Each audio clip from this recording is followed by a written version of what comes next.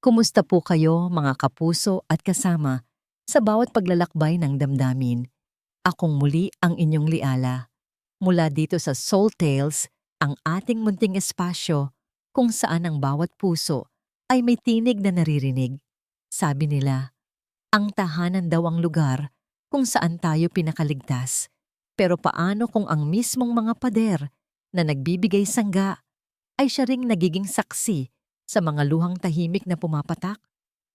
Halina't pakinggan natin ang isang kwentong magpapaalala sa atin ng bigat ng isang sakripisyo at ng tapang na bumangon mula sa pananahimik. Diyan ka, Mama, sa silyang kahoy. Parang may kung anong malamig na humaplos sa likod ni Maria. Sa isang iglap, nawala ang lahat ng ingay sa paligid. Ang tanging naririnig na lang niya ay ang utos ng kanyang manugang na si Larissa.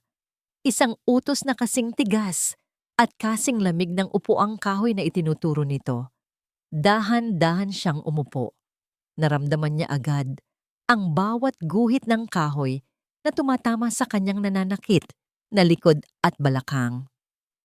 Ang tigas, ang lamig. Taliwas na taliwas sa malambot na sofa kung saan prenteng nakaupo si Larissa.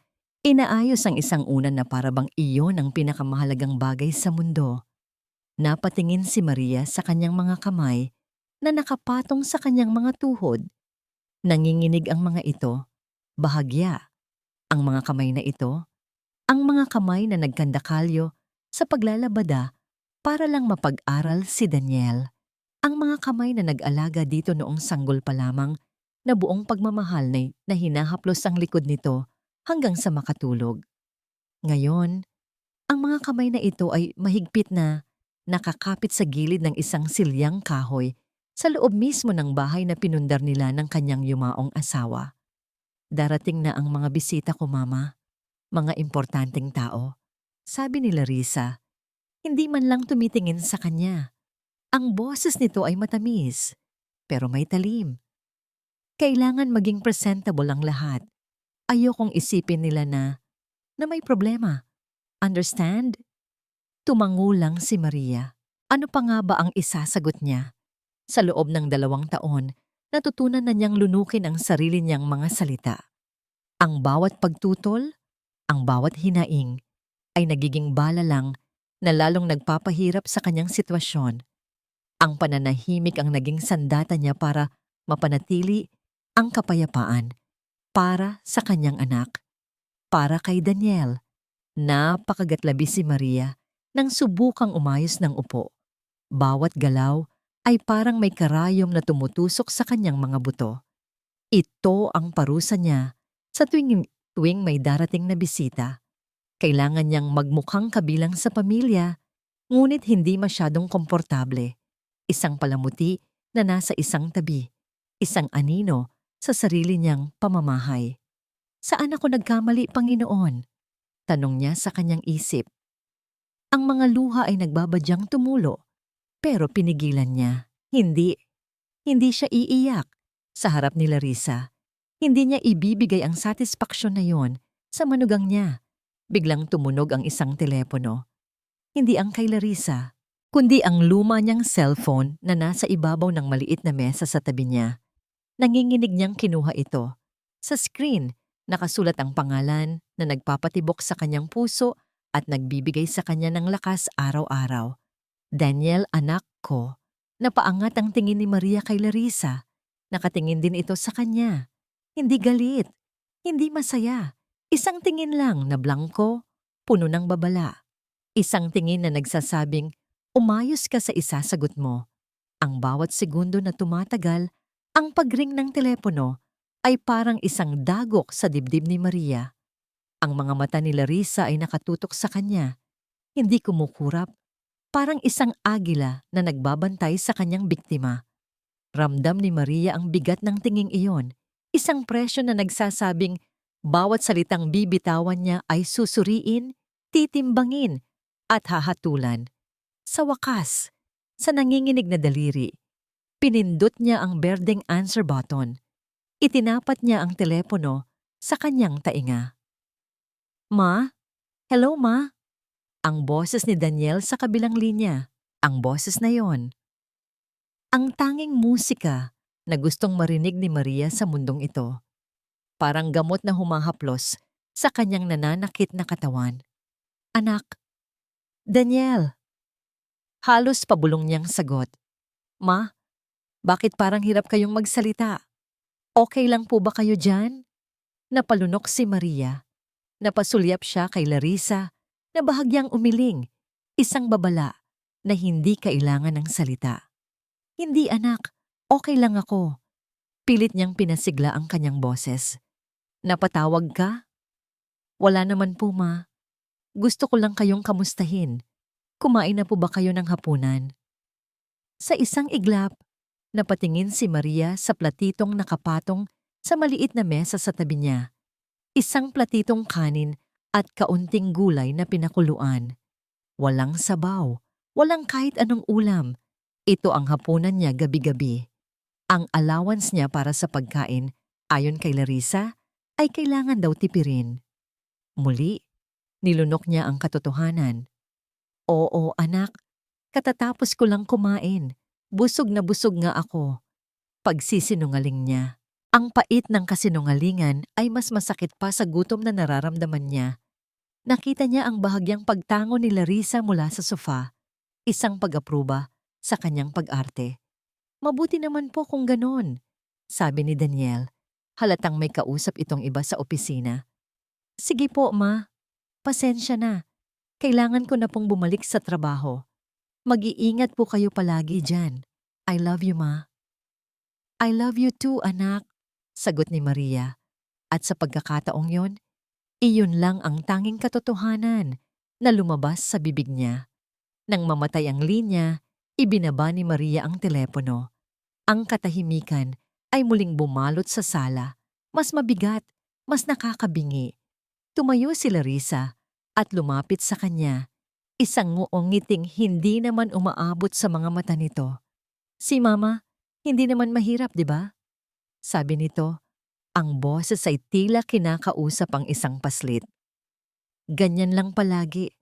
Basta't maging mabait ka lang, mas magiging madali ang lahat para sa atin. Hinaplos pa nito ang kanyang balikat bago tumalikod at umakyat sa hagdanan. Naiwan si Mariang tulala.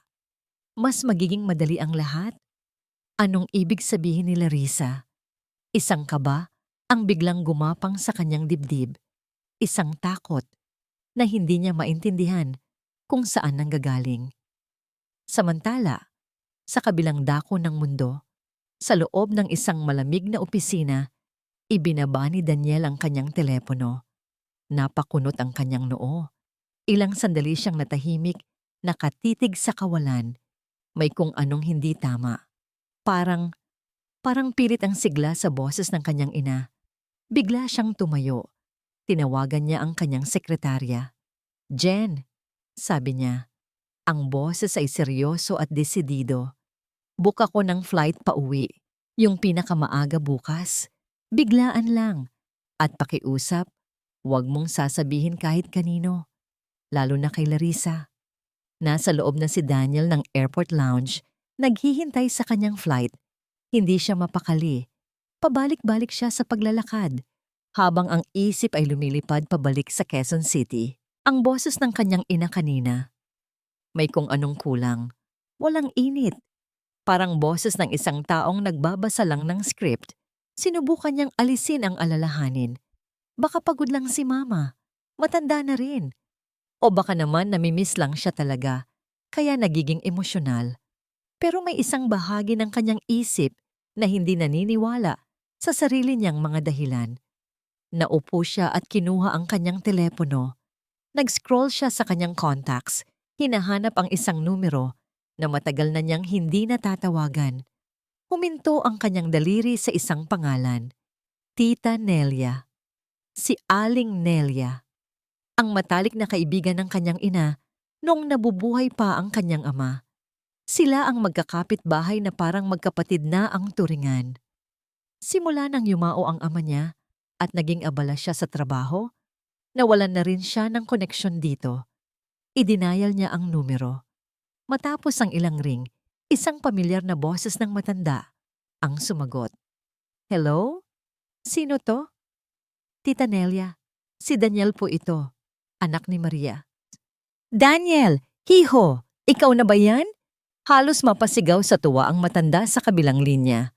Diyos ko, kamusta ka na? Ang tagal mong hindi nagparamdam. Kamusta na ang mama mo? Siguradong tuwang-tuwa yun na, kasama ka palagi. Napangiti si Daniel. Nasa abroad po ako ngayon, tita. Kaya nga po ako napatawag para kamustahin kayo at si mama. Ah, ganun ba? Tila may pagkadismaya sa boses ni Aling Nelia. Akala ko pa naman, umuwi ka na. Pero mabuti naman at naaalala mo pa rin kami dito. Siyempre naman po. Si mama po, tita. Kamusta na po siya? Palagi po ba kayong nagkikita? Isang sandaling katahimikan. Narinig ni Daniel ang pagbuntong hininga ng matanda. Ang totoo, iho. Nagsimula si Aling Nelia, ang boses ay nag-aalangan. Matagal-tagal na ring hindi lumalabas ng bahay si Maring Maria mo. Noong una, akala ko ayaw lang lumabas. Pero nitong mga huli, hindi ko na talaga siya nakikita. Minsan, kapag tahimik na ang gabi, parang naririnig ko siyang umuungol sa sakit mula sa bintana ng kwarto niya. Biglang nanlamig ang buong katawan ni Daniel. Umuungol po? Anong ibig niyong sabihin? Hindi ko alam, anak, sagot ni Aling Nelia, puno ng pag-aalala. Parang hirap na hirap. Tinanong ko minsan ng manugang mo, si Larissa. Sabi niya ay masama lang daw ang pakiramdam. Pero Daniel, iba ang pakiramdam ko. Iba ang nakikita ko sa mga mata ng nanay mo noong huli ko siyang masilip sa bintana. Takot, anak. May takot sa mga mata niya. Parang may bumagsak na yelo sa sikmura ni Daniel. Takot? Bakit matatakot ang nanay niya sa sarili niyang bahay? Ang mga salita ni Aling Nelia ay parang mga butil ng lason na unti-unting kumakalat sa kanyang isipan. Pinapatay ang lahat ng kasinungalingang matagal na niyang pinaniniwalaan. Salamat po, tita. Maraming salamat sa impormasyon. Sabi niya, ang boses ay garalgal. Pagkababa ng telepono, hindi na siya umupo. Dumukot siya sa kanyang pitaka at kinuha ang isang luma at lukot na litrato. Isang litrato niya noong bata pa siya. Masayang masaya habang nakasakay sa likod ng kanyang ina.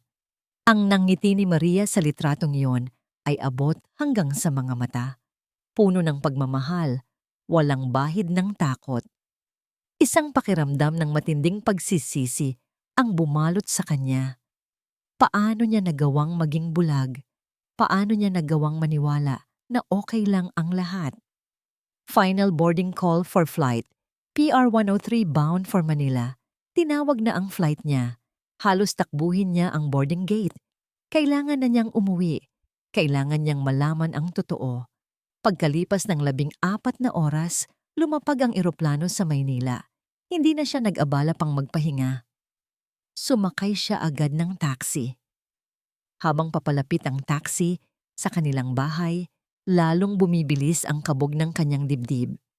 Nang huminto ang taxi sa tapat ng gate, nagbayad siya at bumaba. Dahan-dahan niyang binuksan ang pinto. Tahimik sa loob. Ang una niyang nakita ay si Larissa. Nakatalikod ito, nasa may kusina, at malakas na sinisigawan ang isa sa kanilang mga kasambahay. Hindi ka ba marunong mag-ingat? Alam mo ba kung magkano yan? Kahit isang buong taon mo pang sahod, hindi mo yan mababayaran. Sigaw ni Larissa. Tinuturo ang mga bubog ng isang basag na plato sa sahig. Hindi ito ang Larissa na kilala niya. Hindi ito ang malambing at mahinahong asawa niya. Nagtago siya sa gilid ng pinto, nagmamasid. Pero hindi si Larissa ang hinahanap niya. Ang mga mata niya ay naglilibot sa buong bahay, naghahanap ng isang anino, isang presensya. Nasaan ang mama niya? Dahan-dahang humakbang si Daniel papasok. Ang tunog ng kanyang sapatos sa sahig ay sapat na para mapatigil si Larissa sa pagsigaw. Nanlaki ang mga mata nito nang makita siya. Ang galit sa mukha nito ay biglang napalitan ng pagkagulat at pagkatapos ay ng isang pilit na ngiti. "Hon, you're here!" sabi ni Larissa. Ang boses ay biglang naging malambing. "Bakit hindi ka man lang nagsabi na uuwi ka? I would have picked you up at the airport." Lumapit ito para yakapin siya, pero bahagya siyang umiwas. Ang mga mata niya ay diretso pa ring naghahanap. "Where's Mama?" tanong niya. Ang boses ay malamig at walang emosyon. Si Mama. Nasa kwarto niya. Nagpapahinga." Sagot ni Larissa. Tila hindi pinapansin ang pag-iwas niya. "You know, medyo masama na naman ang pakiramdam lately." Hindi na sumagot si Daniel. Nilagpasan niya si Larissa at naglakad papunta sa pasilyo kung nasaan ang kwarto ng kanyang ina. Kumatok siya ng 3 beses. Walang sumasagot. Kumatok siya ulit mas malakas. "Ma? It's me, Daniel." Narinig niya ang kaluskos sa loob bago dahan-dahang bumukas ang pinto. Bumungad sa kanya ang mukha ng kanyang ina. Maputla, payat, at ang mga mata. Ang mga mata ni Maria ay puno ng pagkagulat, na agad na sinundan ng takot nang makita niya si Larissa na nakatayo sa likuran ni Daniel. "Anak, anong ginagawa mo rito?" tanong ni Maria. Ang boses ay nanginginig.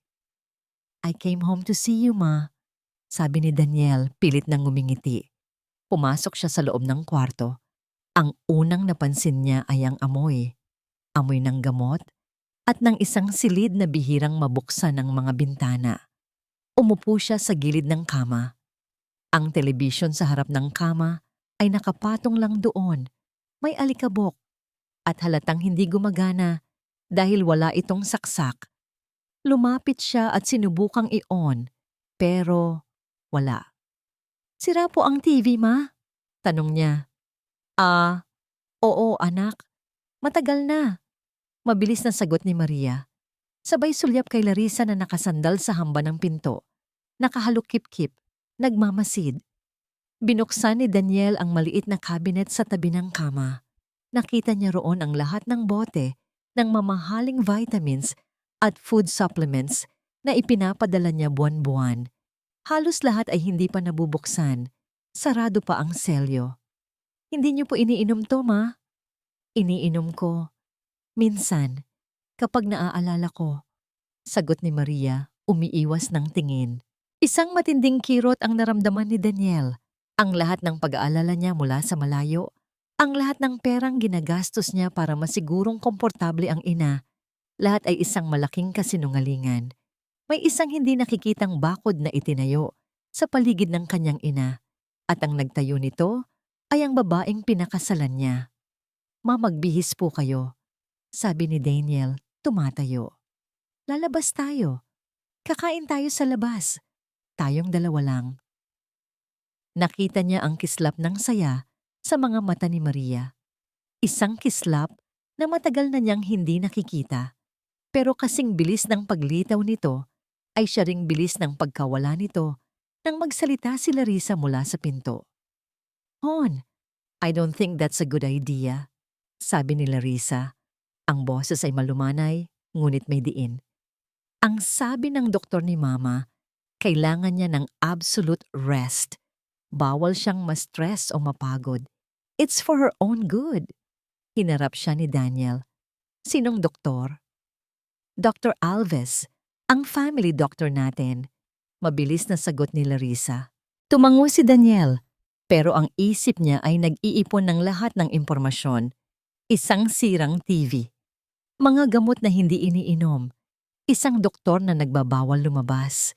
Hindi na ito simpleng pagpapabaya. Ito ay isang kalkuladong pag-iisa. Hinawakan niya ang kamay ng kanyang ina. Ang payat. Ang lamig. "Ma, bakit ang lamig ng kamay niyo?" tanong niya. Ang boses ay halos pabulong. Agad na binawi ni Maria ang kanyang kamay na para bang napaso. Itinago niya ito sa ilalim ng kanyang kumot. "Wala ito, anak. Maginaw lang talaga," sabi niya. Gusto ni Daniel na sumigaw. Gusto niyang magwala. Pero pinigilan niya ang sarili. Kailangan niyang maging kalmado. Kailangan niya ng mas matibay na pruweba. Kinagabihan, Hindi makatulog si Daniel. Bumangon siya para uminom ng tubig. Habang pababa siya ng hagdanan, narinig niya ang boses ni Larissa mula sa veranda. Mahina ito. Halos pabulong, tila may kausap sa telepono. Dahan-dahan siyang lumapit, nagtago sa dilim. Yes, of course. Matutuloy dyan, detabla yan, sabi ni Larissa sa kausap. Nandito lang siya ngayon pero aalis din yan. Everything is set. Kailangan na lang ng final assessment para sa guardianship papers. Once we have that, tapos na ang lahat. Guardianship papers, mga papeles para sa pagiging tagapag-alaga. Parang binuhusan ng nagyayalong tubig si Daniel. Ang mga salitang yon. Alam niya ang ibig sabihin ng mga iyon. At sa isang iglap, ang lahat ng butil ng duda ay nagsama-sama at naging isang nakakatakot na katotohanan. Bumalik si Daniel sa kanyang kwarto na parang isang multo. Ang mga salitang narinig niya, guardianship papers, ay paulit-ulit na umalingaw-ngaw sa kanyang isipan. Parang isang sirang plaka. Hindi na niya kailangan ng salamin para malaman na wala ng kulay ang kanyang mukha. Naupo siya sa kama, sa gitna ng dilim. Kinuha niya ang kanyang laptop at sa nanginginig na mga kamay, tinipa niya ang salitang iyon sa search engine. Ang mga resulta na lumabas ay nagpakumpirma sa kanyang pinakamasamang kinatatakutan. Legal process. Incapacitated individual. Unable to manage own affairs. Full control over assets and medical decisions. Napatigil siya sa pagbabasa. Full control. Buong control. Hindi lang sa pera, kundi sa buhay mismo ng isang tao. Bigla niyang naunawaan ng lahat. Ang sirang TV, ang mga gamot na hindi pinapainom, ang pagbabawal na lumabas ng bahay. Lahat ay bahagi ng isang masamang plano. Isang plano para unti-unting palabasin na wala na sa tamang pag-iisip ang kanyang ina. Para ipinta ang isang larawan ng isang matandang ulyanin at walang kakayahang magdesisyon para sa sarili. Isang plano para legal na agawin ang lahat mula sa kanyang ina. At siya ang naging bulag na kasangkapan sa lahat ng ito. Isang halos hindi marinig na ungol ang kumawala sa kanyang lalamunan. Isang ungol ng pinaghalong galit at matinding pagsisisi. Hinilamos niya ang kanyang mukha, pero ang pakiramdam ng dumi at pagkakasala ay hindi nawawala. Kailangan niya ng tulong. Kailangan niya ng kumpirmasyon mula sa isang taong mapagkakatiwalaan. Kinuha niya ang kanyang telepono at hinanap ang numero ni Attorney Mateo Sandoval, ang matagal ng abogado at kaibigan ng kanilang pamilya. Tiningnan niya ang orasan. Halos 2:00 na ng madaling araw, pero wala siyang pakialam. Nagring ito ng ilang beses bago sinagot ng isang inaantok na boses. Hello? Attorney Mateo. Si Daniel po ito. Daniel Villanueva. Agad na nagbago ang tono ng abogado. Daniel, napatawag ka mo? May problema ba? May malaki po tayong problema, sabi ni Daniel. Hindi na nagpaligoy-ligoy pa. Attorney, gusto ko lang pong itanong.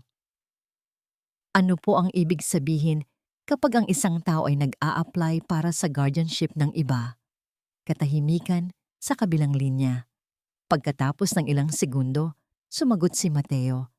Ang boses ay seryoso at alerto na. Daniel, yan ay isang seryosong legal na hakbang. Ginagawa lang yan kapag ang isang tao ay napatunayang wala ng kakayahang mental o pisikal para alagaan ang sarili. Ang guardian ang magiging responsable sa lahat. Pera, ari-arian, pagpapagamot.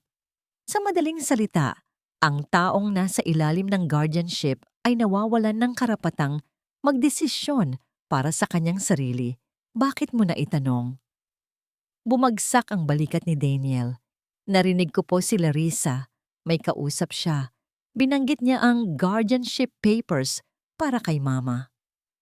Isang mura ang narinig ni Daniel mula kay Mateo. Diyos ko po. Daniel, makinig ka sa akin. Ang mama mo, ang natitirang ari-arian na nakapangalan sa kanya ay ang bahay at lupa na tinitirhan ninyo. Kung makukuha ni Larissa ang guardianship, maaari niyang ibenta yan o isangla ng hindi mo nalalaman. At ang pinakamasama, maaari kanyang pigilang makita o makausap ang ina mo, lalo na kung mapapatunayan niyang nakakasama ka sa kalusugan ng mama mo. Pwede niyang ipasok sa isang institusyon ng mama mo at wala kang magagawa. Sa puntong yun, gumuho ang mundo ni Daniel.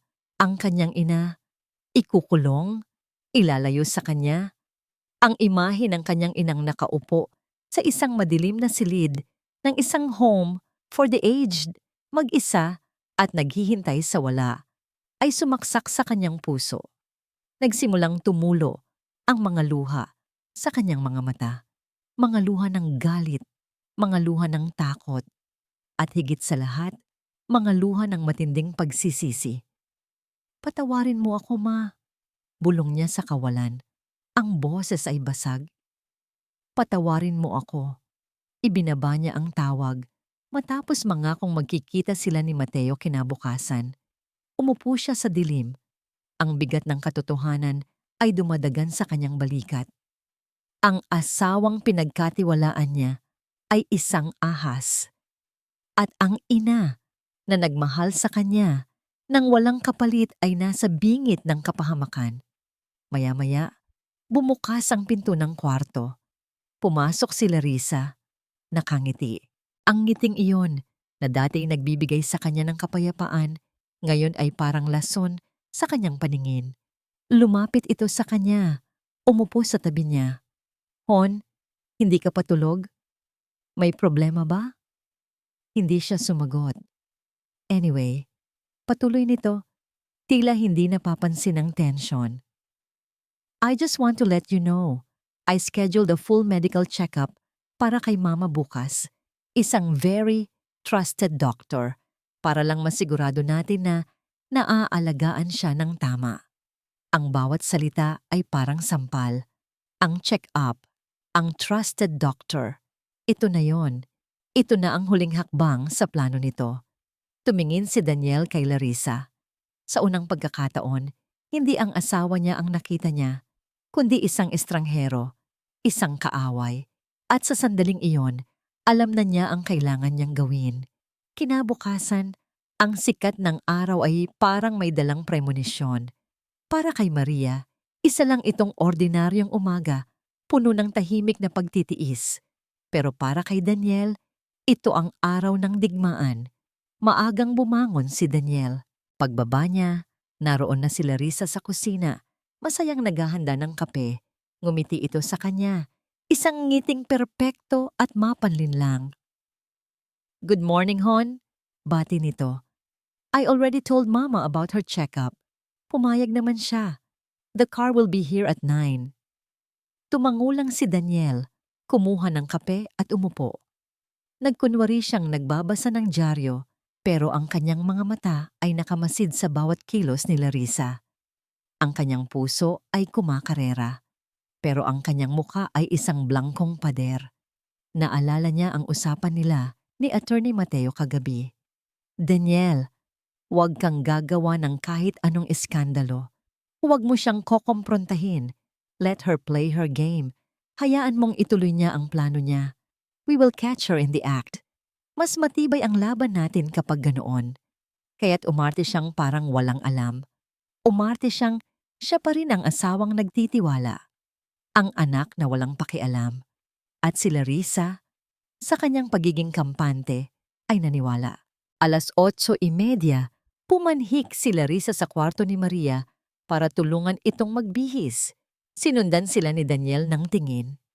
Pagkaakyat ni Larissa, mabilis niyang kinuha ang kanyang telepono at nag-text kay Mateo. They're getting ready? Stand by! Nakatayo si Maria sa harap ng salamin habang inaayos ni Larissa ang kanyang damit. Isang simpleng bestida. Ayan, Mama. You look nice. Sabi ni Larissa. Huwag po kayong kabahan, ha? Saglit lang naman to. Para din to sa inyo. Tumangulang si Maria. Hinawakan niya ang laylayan ng kanyang damit. Hindi siya kinakabahan. Ang totoo, wala na siyang maramdaman. Manhid na. Sanay na siyang dinadala sa mga lugar na hindi niya alam. Pinapagawa ng mga bagay na hindi niya naiintindihan. Bago sila lumabas ng kwarto, may isang bagay na ginawa si Maria. Lihim niyang kinuha mula sa ilalim ng kanyang unan ang isang maliit at kupas ng litrato. Ang litrato ng kanyang yumaong asawa. Maingat niya itong isinilid sa bulsa ng kanyang bestida. Ito ang kanyang agimat. Ang tanging bagay na nagpapaalala sa kanya na minsan, sa bahay na ito, siya ay reyna. Pagbaba nila, naghihintay na si Daniel sa sala. Ngumiti siya sa ina. "Masasama po ako," sabi niya. Agad na kumunot ang noo ni Larissa. "Hon, hindi na kailangan. It will be quick. Mag-aaksaya ka lang ng oras. Dito ka na lang." "I insist," sabi ni Daniel. Ang boses ay kalmado pero pinal. "Gusto kong masigurado na maayos ang check-up ni Mama." Hindi na nakapalag si Larissa. May bahid ng inis sa kanyang mukha, pero mabilis niya itong itinago sa likod ng isang ngamong ngiti. Eksaktong 9:00, isang itim na kotse ang pumarada sa tapat ng bahay. Hindi ito ambulansya, isang pribadong sasakyan. Isang lalaking nakabarong ang bumaba. Ang trusted doctor, marahil. Inalalayan ni Larissa si Maria palabas. Si Daniel ay nakasunod sa likod nila. Ang kanyang mga kamay ay nakakuyom sa loob ng kanyang bulsa. Bawat hakbang papalapit sa kotse ay parang isang hakbang papalapit sa isang patibong. "Dito na lang kayo, Hon. Kami na ang bahala kay Mama," sabi ni Larissa. Sinusubukang pigilan si Daniel na sumama. Pero bago pa man makasagot si Daniel, binuksan na ng lalaki ang pinto sa likod ng kotse. Dahan-dahang pumasok si Maria. Nang akmang isasara na ng lalaki ang pinto, hinarang ito ni Daniel. "Sandali," sabi niya. Tumingin siya kay Larissa. "Saan ba talaga ang klinik ng doktor na to?" Sa Makati," nauutal na sagot ni Larissa. "Good," sabi ni Daniel. Tumingin siya sa driver ng kotse. "Huwag na kayong umalis. May darating pa." Sa puntong yon, isang pamilyar na sasakyan ang huminto mismo sa likod ng itim na kotse. Hinaharangan ng daan nito. Bumukas ang pinto at bumaba si Attorney Mateo Sandoval. Bit-bit ang kanyang briefcase. Ang nangiti sa mukha ni Larissa ay biglang naglaho. Napalitan ito ng pagkalito at takot. Tumingin siya kay Daniel na ngayon ay nakatingin sa kanya ng diretso. Ang kalma sa muka ay nawala na at ang tanging natitira ay ang nagbabagang galit. Ang patibong ay handa na at ang daga ay nahuli na. Ang hangin ay biglang naging mabigat. Ang nangiti ni Larissa ay nagyelo sa kanyang mukha. Ang mga mata niya ay nagpapalipat-lipat ng tingin mula kay Daniel, kay Attorney Mateo at pabalik. Ang pagkukunwari ay tapos na. Ang entablado ng kasinungalingan ay gumuho na. "Daniel, what is this? Sino siya?" Tanong ni Larissa.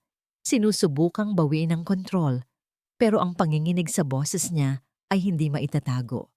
"You know who he is, Larissa?" sagot ni Daniel.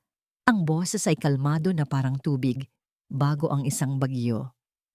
"Si Attorney Mateo, ang abogado ng pamilya, ang abogado ni Mama." Dahan-dahang lumapit si Mateo, ang kanyang mukha ay seryoso.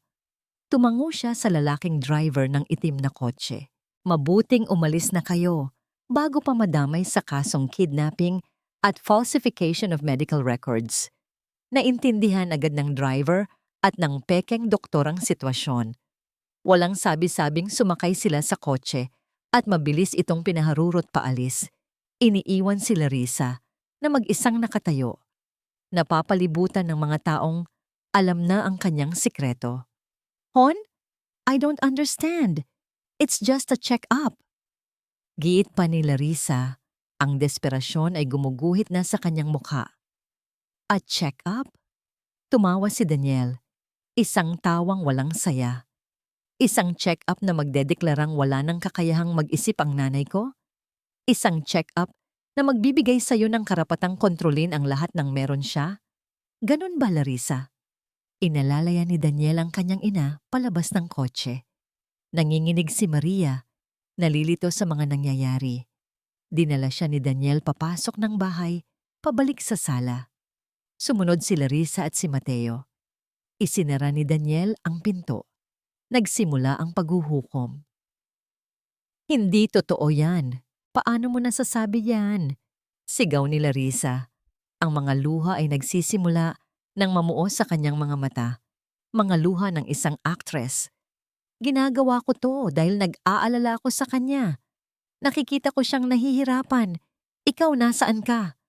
Wala ka dito? Oo, wala ako dito. Sigaw pabalik ni Daniel. Ang galit na matagal niyang kinimkim ay sumabog na. Wala ako dito. At yan ang pinakamalaking pagkakamali ng buhay ko. Pero habang wala ako, anong ginawa mo? Ikinulong mo ang sarili kong ina sa sarili niyang pamamahay.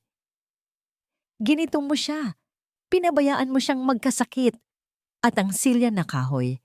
Larissa, huwag mong sabihing hindi ko alam ang tungkol sa silyang kahoy. Bawat salita ni Daniel ay parang isang sampal sa mukha ni Larissa at sa mukha mismo ni Maria. Ngayon niya lang naintindihan. Alam na ng anak niya. Alam na ni Daniel ang lahat. Hindi ko alam ang sinasabi mo. Umiiyak na, sabi ni Larissa, na paupo sa sofa, ang parehong sofa na ipinagkakait niya kay Maria. Hindi mo alam. Lumapit si Daniel. Hindi mo alam na narinig ka ng buong kapitbahayan nang minsang sigawan mo si Mama dahil lang natapunan ka ng tubig. Hindi mo alam ang sinabi sa akin ni Aling Nelia. Hindi mo alam na narinig kita kagabi na kausap ang abogado mo tungkol sa guardianship papers? Natigilan si Larissa. Wala na siyang maisagot. Sa gitna ng sigawan, sa gitna ng tensyon, isang mahinang boses ang pumagitna. Tama na, Daniel. Lumingon ang lahat kay Maria. Nakatayo siya, hindi na nanginginig. May luha sa kanyang mga mata, pero meron ding lakas. Isang lakas na ngayon lang muling nakita ni Daniel. Anak, tama na. Ulit ni Maria. Ang boses ay malinaw. Tumingin siya kay Larissa, hindi nang may galit kundi nang may awa. Hayaan mo na siya.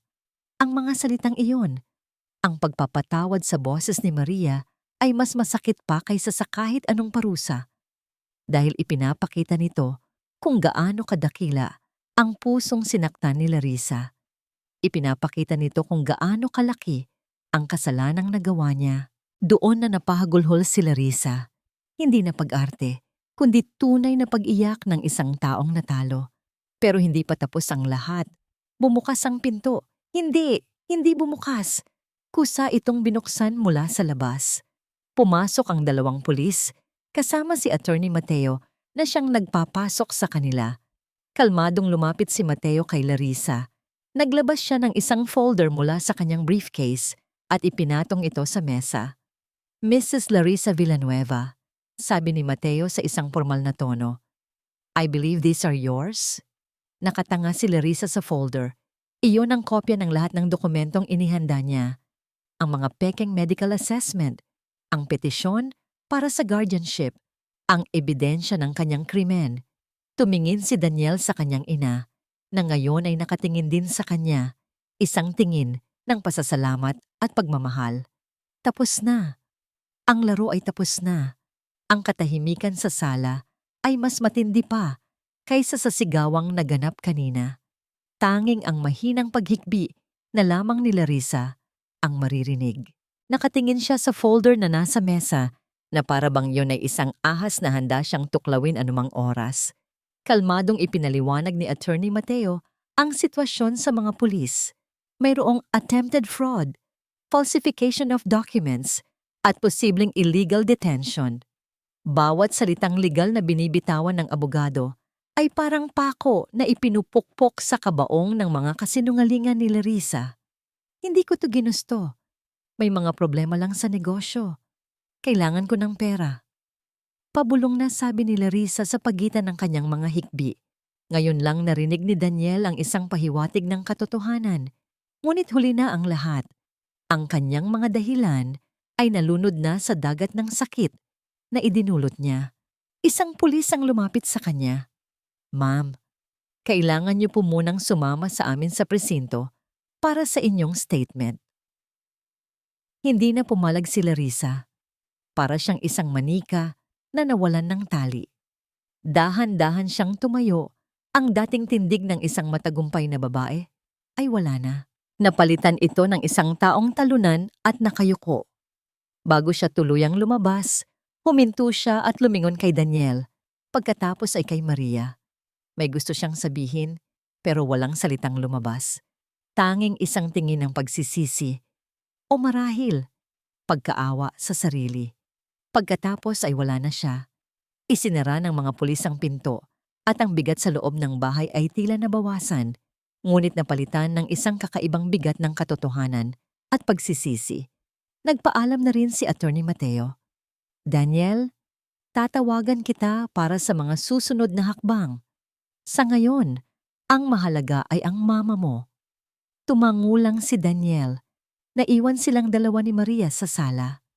Sa unang pagkakataon, sa loob ng napakatagal na panahon, silang dalawa lang.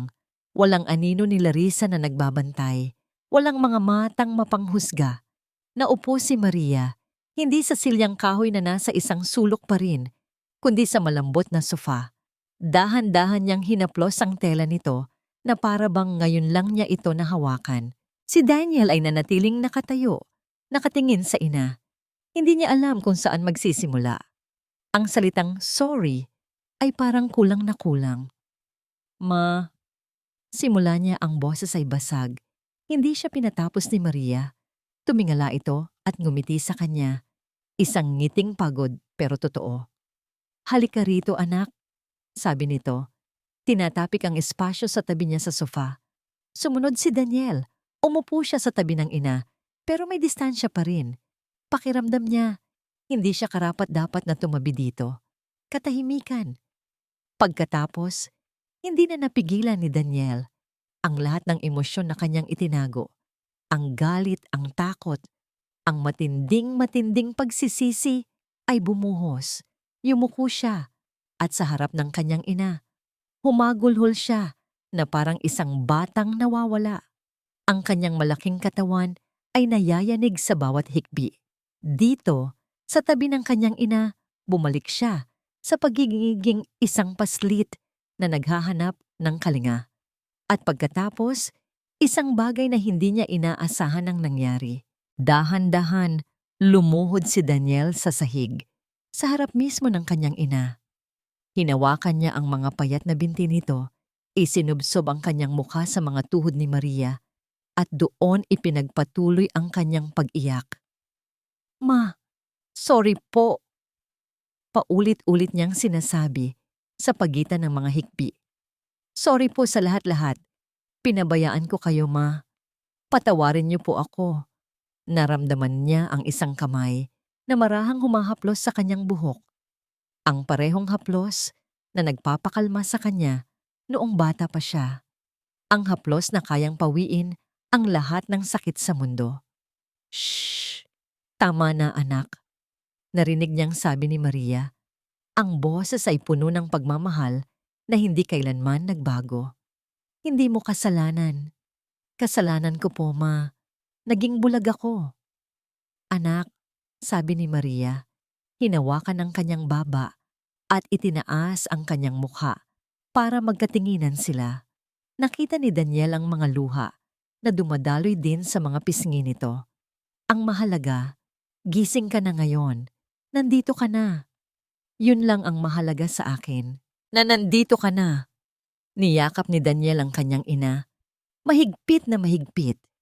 At sa yakap na yon, sa gitna ng mga guho ng kanilang pamilya, isang bagong pundasyon ang nagsimulang mabuo.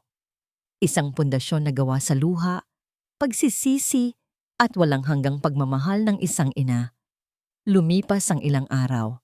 Ang bahay ay naging mas tahimik, ngunit hindi ito ang nakakabinging katahimikan ng takot tulad ng dati. Ito ay isang katahimikang may kapayapaan. Si Larissa, ay hindi na bumalik. Ang mga gamit niya ay ipinakuha na lang niya sa pamamagitan ng kanyang abogado. Ang kaso ay umuusad na. Si Daniel naman ay hindi muna pumasok sa trabaho. Ang buong atensyon niya ay nakatuon sa kanyang ina. Pinagluluto niya ito, kinakausap, pinapatulog sa gabi sa pamamagitan ng pagkukwento, tulad ng ginagawa nito sa kanya noong bata pa siya. Unti-unti, nakikita niya ang pagbabalik ng dating sigla sa mga mata ni Maria. Isang hapon, habang nagkakape sila sa hardin, napansin ni Daniel ang isang bagay sa isang sulok ng sala na nakikita mula sa kanilang kinauupuan. Ang silyang kahoy. Nandoon pa rin ito, isang pangit na paalala ng lahat ng sakit na dinanas ng kanyang ina. Isang monumento ng kanyang pagkukulang. Bigla siyang tumayo. Walang salitang lumabas sa kanyang bibig. Pumasok siya sa loob.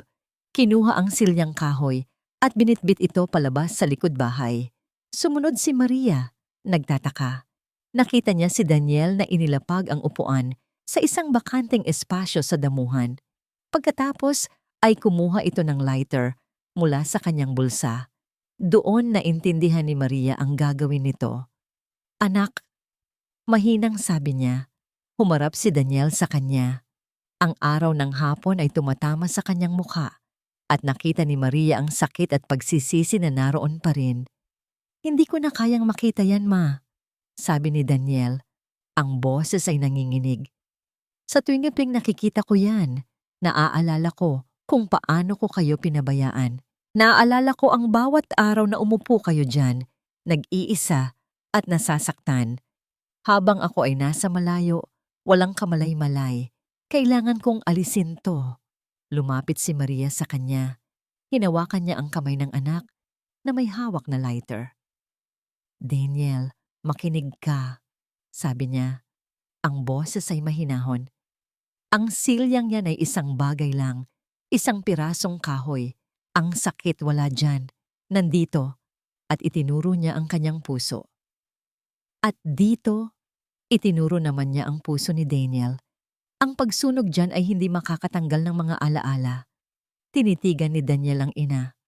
"Alam ko, Ma, pero siguro ito ang unang hakbang," sagot niya.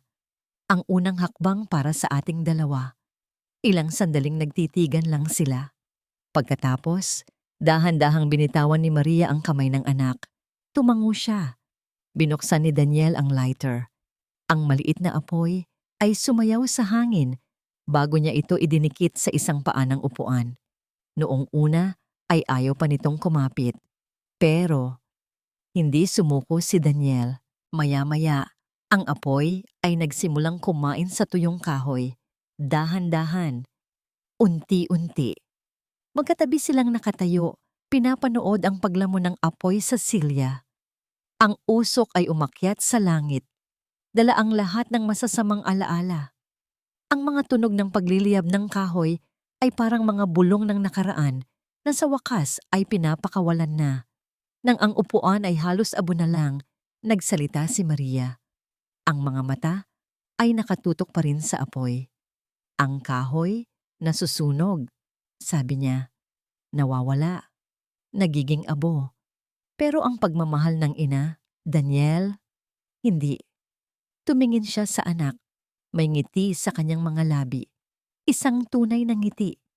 Hindi kailanman nasunog yon, kahit kailan.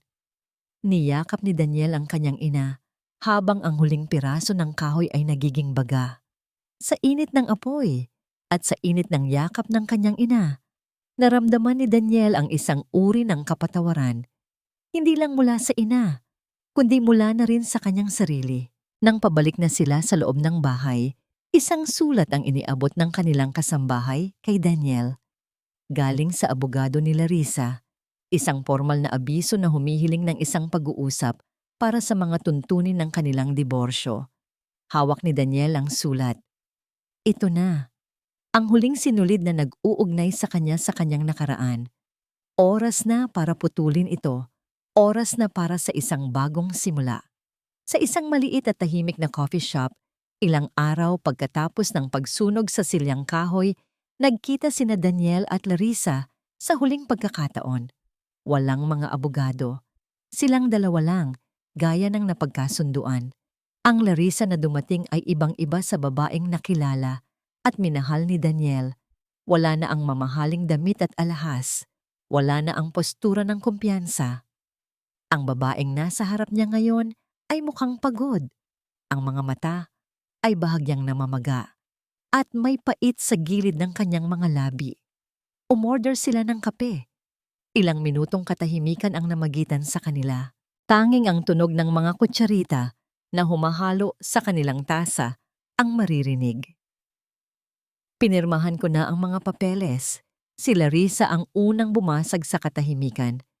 Pumapayag ako sa lahat ng kondisyon. Wala akong habol. Tumangulang si Daniel. Salamat. Tumingin ito sa kanya. Galit ka pa ba? Nag-isip si Daniel. Hindi na galit. Siguro, pagkadismaya. Panghihinayang. Ginawa ko yun dahil sa utang. Amin ni Larissa. Hindi makatingin ng diretsyo. Nalugi ang negosyo. Baon kami sa utang. Nakita ko ang titulo ng bahay niyo bilang solusyon. Nabulag ako, Daniel. Akala ko, kapag naayos ko ang problema sa pera, magiging maayos na ulit ang lahat. Nakinig lang si Daniel. Hindi na niya naramdaman ang galit na dati nag-aalab sa kanyang dibdib. Ang naramdaman niya ay isang uri ng awa. Awa para sa isang taong naligaw ng landas dahil sa ambisyon at desperasyon. Hindi ka humingi ng tulong sa akin, sabi ni Daniel. Pwede naman tayong mag-usap. Dahil sa hiya, sagot ni Larissa. Ayokong isipin mo na mahina ako, na isa akong failure. Sa kagustuhan kong maging perpekto sa paningin mo, lalo ko lang sinira ang lahat. Tumayo na si Larissa. Wala na akong ibang sasabihin. Paalam, Daniel. Tumalikod ito at nagsimulang maglakad palayo. Hindi na lumingon. Pinanood lang siya ni Daniel hanggang sa mawala ito sa paningin. Doon, sa paglaho ng anino ni Larissa, naramdaman niyang tuluyan nang nagsara ang isang kabanata ng kanyang buhay. Hindi masaya, hindi rin malungkot. Isang pagtanggap lang na may mga bagay na kailangang matapos. Pag-uwi ni Daniel sa bahay, isang ibang-ibang eksena ang sumalubong sa kanya. Ang pinto ay nakabukas at ang sala ay puno ng tawanan. Nandoon si Aling Nelia at ilan pang mga matatandang kapitbahay. At sa gitna nilang lahat, naroon ang kanyang ina, si Maria.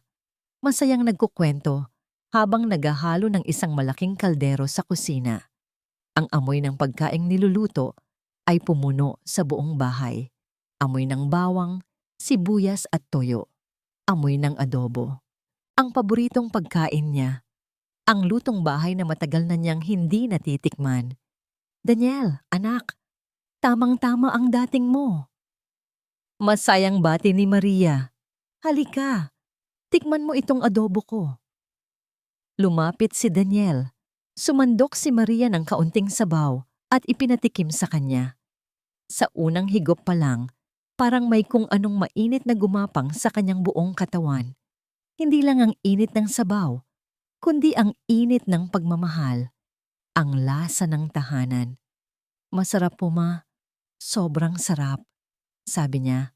At totoo ang mga salitang iyon. Naupo siya sa hapagkainan kasama ang mga kaibigan ng ina, nakikain, nakipagkwentuhan. Nakita niya kung paano ngumiti ang kanyang ina, kung paano ito tumawa ng malakas. Ang mga tawang matagal na ipinagkait dito. Ang bahay na dati isang malamig na kulungan ay isa na ngayong masayang tagpuan. Kinagabihan, nang sila na lang ulit ang natira, tinutulungan ni Daniel ang kanyang ina na magligpit. Nakita niya ang isang maliit at lumang notebook sa ibabaw ng bookshelf. Ang lumang diary ng kanyang ina. Binuklat niya ito nang may pahintulot. Ang mga huling pahina ay blanko. Pero sa pinakahuling pahina na may sulat, na isinulat marahil noong mga panahong pinakamabigat ang kanyang pagdaramdam, iisang pangungusap lang ang nakasulat. Isang panalangin. Panginoon, Ingatan niyo po ang aking Daniel. Niyakap ni Daniel ang kanyang ina mula sa likuran. Sa kabila ng lahat ng sakit na dinanas nito, ang kapakanan pa rin niya ang iniisip. Doon niya napagtanto ang tunay na halaga ng pagpapatawad. Hindi ito para sa taong nagkasala sa'yo, kundi para sa sarili mo, para makalaya ka sa bigat, para makalaya ka, para magmahal muli. Lumipas ang mga buwan, ang mga sugat, bagamat nag-iwan ng peklat ay unti-unti nang naghilom. Ang kaso laban kay Larissa ay natapos sa isang settlement. Hindi na ipinursiga ni Daniel ang mabigat na kaso kapalit ng mabilis na pagpirma sa diborsyo. At kasiguraduhang hindi na ito kailanman magpapakita o guguluhin pa sila. Para sa kanya, ang kapayapaan ng isip ng ina niya ay mas mahalaga kaysa sa paghihiganti. Nagbago ang takbo ng buhay ni Daniel.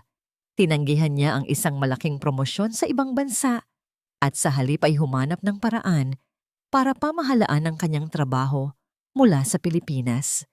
Mas kaunti ang kita, pero mas mayaman siya sa oras. Oras na ngayon ay inilalaan niya sa pinakamahalagang tao sa buhay niya. Tuwing umaga, sabay silang nag-aalmusal ni Maria. Mga simpleng pagkain, pandesal, kape, sinangag, pero ang bawat subo ay puno ng kwentuhan at tawanan. Ibinalik ni Daniel ang hardin na dati paboritong tambayan ni Maria. Magkasama nilang tinatamnan ito ng mga bulaklak at gulay. Ang dating mga kamay ni Maria na laging nanginginig ay naging mas matatag na ngayon sa paghawak ng dulos at pagdidilig. Isang araw, umuwi si Daniel na may dalang malaking kahon. "Ano yan, anak?" tanong ni Maria. Ngumiti lang si Daniel at binuksan ito. Isang bagong-bagong telebisyon. Siya mismo ang nagkabit nito sa kwarto ng ina. Nang i-on niya ito at lumabas ang isang maliwanag at makulay na palabas, nakita ni Daniel ang saya sa mga mata ng ina. Isang simpleng kaligayahan na matagal nang ipinagkait dito. "Salamat, anak," sabi ni Maria. Hinahaplos ang braso ni Daniel. "Para sa'yo, ma. Kulang pa yan sa lahat ng utang ko sa'yo." Sagot ni Daniel. Hindi na lang sa loob ng bahay ang kanilang mundo. Tuwing hapon, kapag hindi na masyadong matindi ang sikat ng araw, inilalabas ni Daniel ang wheelchair na binili niya. Hindi dahil hindi na kayang maglakad ni Maria, kundi para mas malayo ang kanilang marating nang hindi ito napapagod. Magkasama silang umiikot sa kanilang subdivision. "Uy, Maring Maria, ang ganda niyo ngayon." Bati ng isang kapitbahay. "Daniel, iho, mabuti naman at palagi ka nang nandito," sabi naman ng isa pa. Bumabati pabalik si Maria, kumakaway. Ang muka ay masaya at panatag. Ang dating anino na laging nakatago sa bintana ay isa na ngayong pamilyar at masayang tanawin sa kanilang komunidad. Ang hiya ay napalitan na ng dignidad.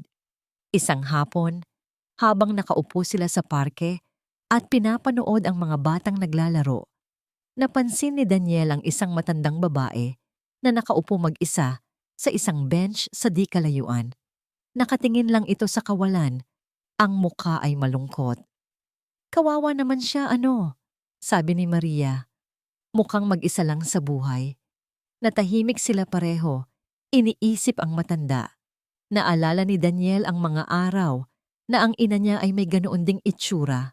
Malungkot, nag-iisa, kahit pa napapaligiran ng mga tao. "Marami silang ganyan, ma," sabi ni Daniel. Mga magulang na iniwan ng mga anak o mga byuda na wala nang kasama. Tumingin si Maria kay Daniel. Isang ideya ang unti-unting nabubuo sa kanyang isipan. Isang ideya na nagmula sa sarili niyang pinagdaanan. "Anak," sabi niya, ang boses ay seryoso pero puno ng sigasig. Paano kung tulungan natin yung mga ibang nanay na mag-isa lang din sa buhay?" Napatingin si Daniel sa ina. Nakita niya ang isang bagong kislap sa mga mata nito. Hindi na lang ito basta kislap ng kaligayahan. Ito ay kislap ng isang layunin. Isang bagong simula, hindi lang para sa kanilang dalawa, kundi para na rin sa iba. Ang ideya ni Maria ay parang isang maliit na binhi na itinanim sa matabang lupa. Sa tulong at suporta ni Daniel, mabilis itong lumago at namunga. Hindi nila kailangan ng malaking pondo o isang grandiosong plano.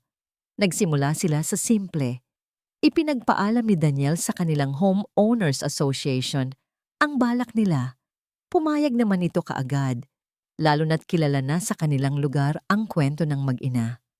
Ang unang hakbang ay ang pag-imbita sa mga senior citizens ng kanilang subdibisyon para sa isang simpleng merienda sa kanilang bahay tuwing Sabado ng hapon. Noong unang Sabado, 5 lang ang dumating. Kasama na doon si Aling Nelia at ang matandang babae na nakita nila sa parke. May dala silang puto, kutsinta, at mainit na tsokolate. Naupo sila sa hardin sa mga silyang inayos ni Daniel. Noong una ay may ilangan pa, pero si Maria, gamit ang sarili niyang karanasan, ay alam kung paano basagin ang yelo.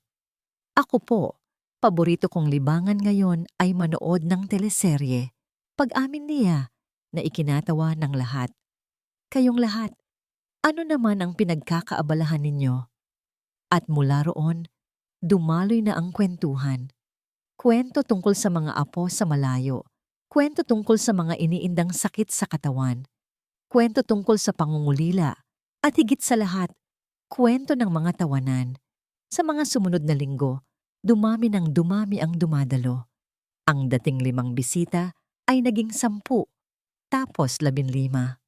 Ang bahay na dating naging bilangguan ni Maria ay naging isang kanlungan. Ang sala na dati pinangyarihan ng sigawan at luha ay napuno ng halakhakan at tunog ng mga nagkakantahan. Hindi na lang ito tungkol sa pagkain. Nagkaroon sila ng mga aktibidad. Isang araw, nagdala si Daniel ng lumang radyo at nagsayawan sila ng cha-cha. Sa ibang araw, nagpaturo sila ng pag-garden kay Maria. Mayroon ding araw na naglaro sila ng bingo na ang premyo ay mga gulay na pinitas mula sa kanilang hardin.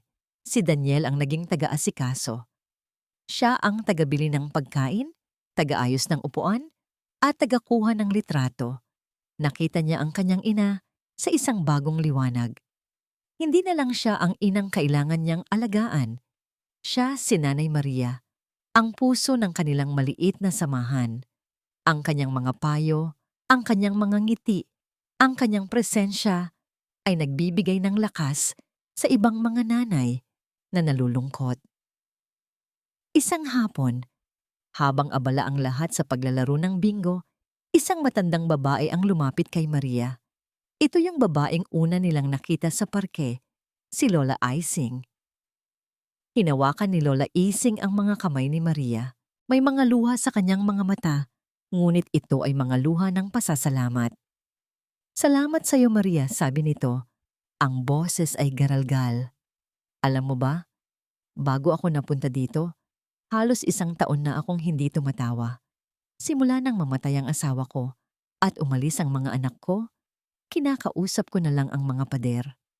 Pero dahil sa iyo, dahil dito, hindi na ako nalulungkot. Binigyan mo ulit ng kulay ang buhay ko. Niyakap ni Maria si Lola Ising. Mula sa kinatatayuan ni Daniel, kitang-kita niya ang eksena. Ang kanyang ina, na minsay naging biktima ng kalupitan at pag-iisa, ay siya na ngayong nagbibigay ng pag-asa at lunas sa iba. Ang sakit ay hindi tuluyang nawala, pero ito ay nabago, naging lakas, naging layunin, naging pagmamahal na ibinabahagi sa iba. Tumingin si Daniel sa paligid. Ang bahay nila, na dati malamig at malungkot, ay buhay na buhay. Puno ng ilaw, puno ng tunog, puno ng puso. Napangiti siya. Isang ngiting payapa, isang ngiting panatag. Sa wakas, pagkatapos ng lahat ng unos, nakauwi na talaga sila. 1 taon ang lumipas. Ang dating Sabado Club ni Nanay Maria ay isa na ngayong kinikilalang organisasyon sa kanilang barangay, ang Tahanan ng Puso.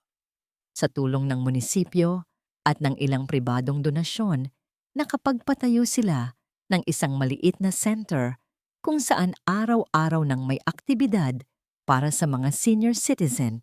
Si Maria ang nagsisilbing inspirasyon habang si Daniel naman, kasama ang ilang volunteer, ang namamahala sa operasyon nito. Isang hapon, nakaupo si Daniel sa veranda ng kanilang bahay. Pinapanood ang kanyang ina na masayang dinidiligan ang mga paborito nitong rosas. Ang mga guhit ng kalungkutan sa mukha nito ay halos nabura na, napalitan ng mga linya ng ngiti at kapayapaan. Hindi na ito gumagamit ng wheelchair maliban na lang kung talagang malayo ang lalakarin. Mas lumakas ito, hindi lang sa katawan, kundi sa espiritu. Lumapit si Maria sa kanya, dala ang isang tasa ng mainit na salabat. Para sa masipag kong anak, sabi nito, iniaabot ang tasa. Salamat ma, sagot ni Daniel. Hinawakan niya ang kamay ng ina, isang kamay na hindi na malamig at nanginginig. Ma, tanong ni Daniel pagkatapos ng ilang sandaling katahimikan. Naisip niyo pa po ba siya?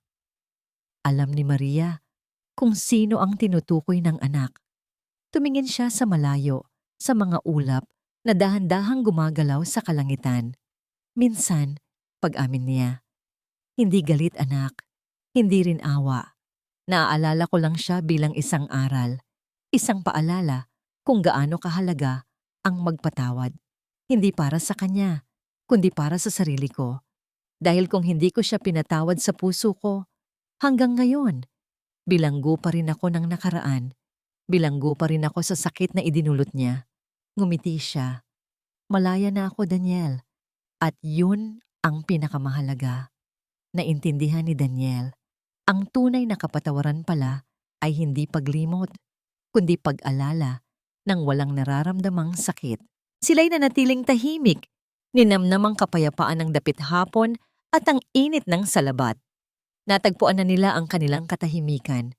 Hindi ito isang buhay na perpekto at walang problema, kundi isang buhay na puno ng pagtanggap, pagmamahal at pasasalamat sa bawat bagong araw.